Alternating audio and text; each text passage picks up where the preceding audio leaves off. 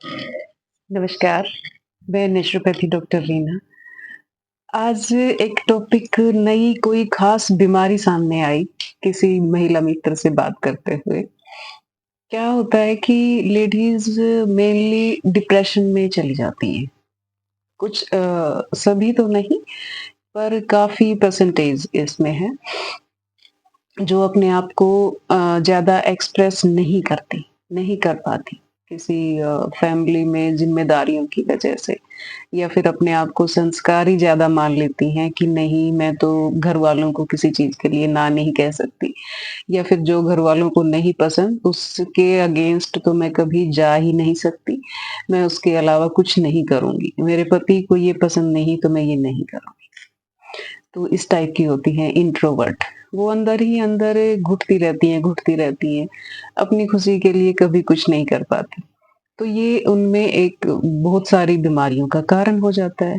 फिर डॉक्टरों के चक्कर काटती हैं कि डिप्रेशन हो गया और उसकी वजह से फिर बहुत सारी दिक्कतें होगी। हाथ काँपने लग जाते हैं, हाथों हाथों में से चीज़ें छूटने लगती हैं अपने आप और फिर बहुत सारी दिक्कतें उनको आने लगती हैं।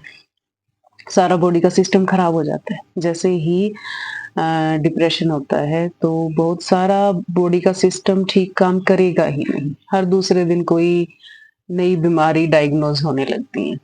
तो बहुत सारी दिक्कतें होती हैं। तो वो रीज़न बीमारी क्या है वो ख़ास बीमारी? हमारे इसके पापा। ये है बहुत सारे पैसे हैं लोगों के पास, कमा रहे हैं, बहुत अच्छा कमा रहे हैं। चाहे वो भी उनकी फुल्ली मतलब सारी सुविधाएँ दी हुई हैं पत्नी को, कोई ज़रूरत नहीं है उनको कुछ करने की। तो उनको सारी बस आप खाना बनाओ, हमारे लिए करो, बच्चे देखो, घर परिवार देखो और बस ठीक है ये, और कुछ करने की ज़रूरत नहीं है आपको। मैं इतना कमा देता हूँ कि आपको कुछ भी सोचने की ही ज़रूरत नहीं है। तो फिर वो खुश नहीं है। अगर तो वो खुश है इस चीज़ से, आपके डिसीज़न से कि घर पे रहो और कमाने वाला मैं बहुत हूँ और आप ये करो बस, ये दायरा है और इससे बाहर कुछ नहीं। आप ये करो, मैं कर रहा हूँ सब कुछ। तो अगर तो वो खुश है इसमें आपकी कंडीशंस के साथ, तो ठीक है। अगर वो खुश नहीं है, उसके अंदर कुछ न कुछ करने का था और कुछ चाहे सीखने का, चाहे ये ज़रूरी नहीं कि वो कह रही है कि भई आपको पैसे कमाना चाहती है बाहर से, ये ज़रूरी नहीं है। वो हो सकता है कुछ सीखना चाहती हो, बाहर निकलना चाहती हो, कहीं से मोटिवेट भी हो जाती है। मुझे सुन लिया, किसी और को सुन लिया, कहीं से मोटिवेशन मिल गया कि जी मुझे वर्कआउट करना चाहिए बाहर जाके या मुझे जिम जाना चाहिए या मुझे पार्क जाना चाहिए।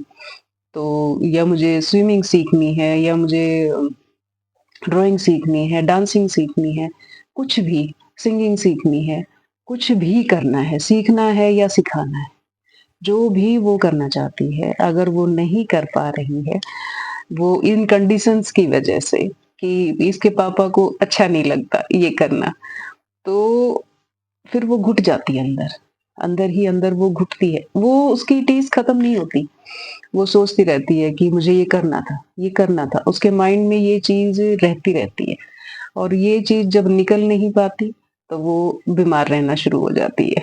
क्योंकि उसने वो नहीं किया जो उसका ड्रीम था, जो एक्चुअल में वो करना चाहती थी। चाहे किसी बेनिफिट के लिए नहीं, पर ये सबसे बड़ा बेनिफिट होता उसके लिए अगर वो कर पाती। और आपके लिए भी होता, सारी फैमिली के लिए होता। अगर वो खुश रहती तो सभी कुछ बहुत अच्छे से सँभाल पाती।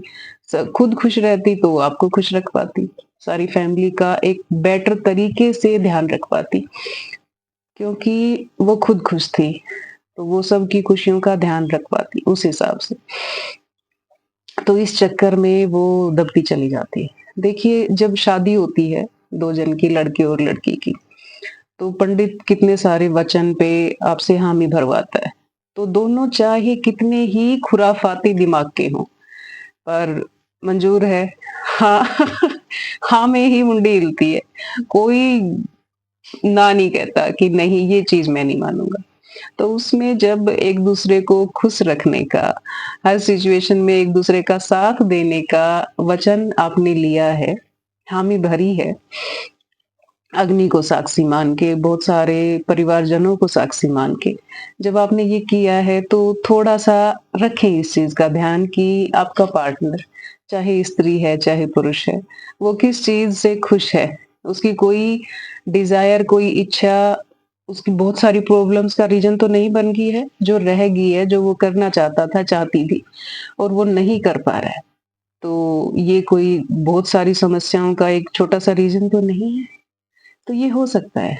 तो खोल दीजिए ये बाउंड्रीज़। देखिए, इज़्ज़त वो नहीं है जो दूसरे हमें दे रहे हैं। इज़्ज़त हस्बैंड वाइफ के बीच, एक-दूसरे के बीच बनी रहे, एक-दूसरे की आँखों में एक-दूसरे के लिए इज़्ज़त बनी रहे, वही काफ़ी है।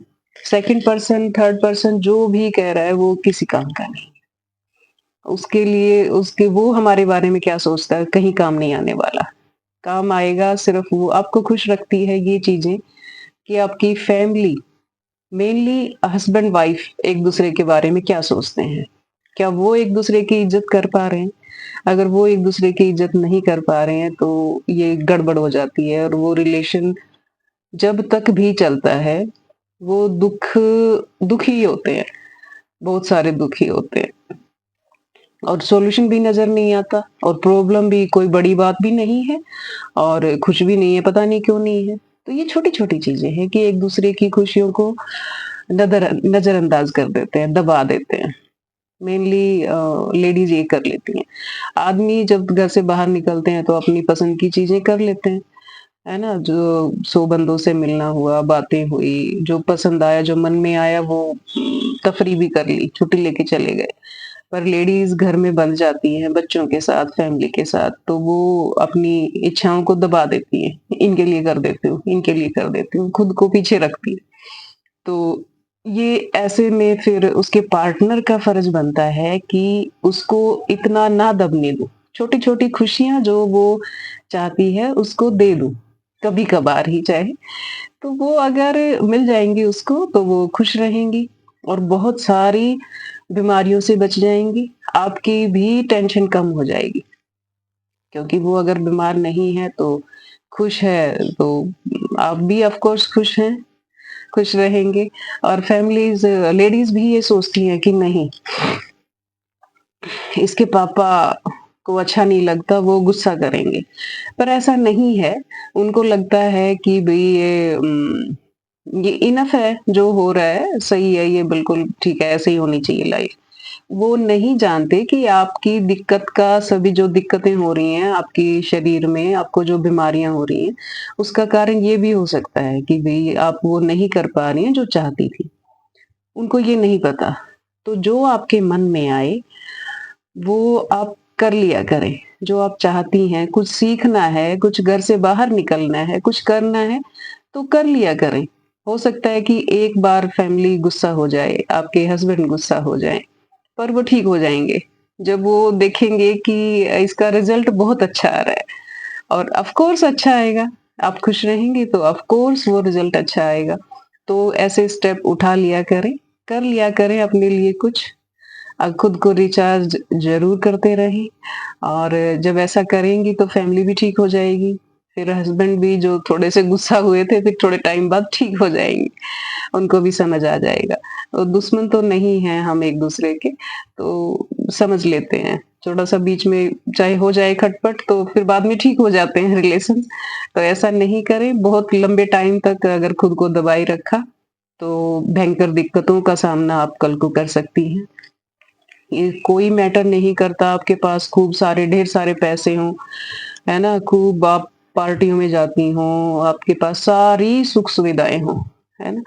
पर आप ज़रूरी नहीं है कि उसके बावजूद आप खुश रहती हों और ठीक रहती हों, आप बीमार ना हों, ये बिल्कुल ज़रूरी नहीं है। हो सकता है एक छोटी-सी खुशी, आपने अपने मन से जो काम कर लिया और आप खुश रही, तो कोई चीज़ें मायने नहीं रखती। आपके पास पैसे चाहे कम हों, पर आप खुश रह सकती हैं उसमें भी, क्योंकि आपने अपने मन का कर लिया। मन की जो भड़ास थी, जो आप करना चाहती थी, वो आपने कर लिया, तो आप थोड़े में भी खुश रह सकती हैं। तो कृपया इस चीज़ का ध्यान रखें। अपनी पत्नियों को या अपने पतियों को किसी छोटी-सी चीज़ के लिए ऐसे नहीं दबाव डालें कि भई ये नहीं कर सकते, ये अच्छा नहीं लगेगा, घरवालों को अच्छा नहीं लगेगा या फिर और लोगों को अच्छा नहीं लगेगा, बाहर सोसाइटी वालों को अच्छा नहीं लगेगा। कर लें, जो मन में आए। छोटी-छोटी चीज़ें ही होती हैं हमें खुश करने के लिए, कोई ये तो नहीं है कि भी बहुत ज़्यादा कोई लंबा-चौड़ा प्रोजेक्ट नहीं होता और कुछ मुश्किल नहीं है, खुशियाँ घर से ही शुरू हैं और इज़्ज़त-बेइज़्ज़ती बाहर वालों पे डिपेंड नहीं करती। बाहर वालों के हाथ में नहीं छोड़ें कि वो आपको किस नज़र से देखेंगे। बस ये है कि फैमिली आपको किस नज़र से देख रही है, वो चीज़ इम्पोर्टेंट है। तो फैमिली को ज़रूरी भी होता है कि फैमिली उतना साथ दे कि सभी खुश रह पाएँ। तो इस चीज़ का ध्यान रखें, छोटी-छोटी चीज़ें बहुत मायने करती हैं। धन्यवाद सुनने के लिए।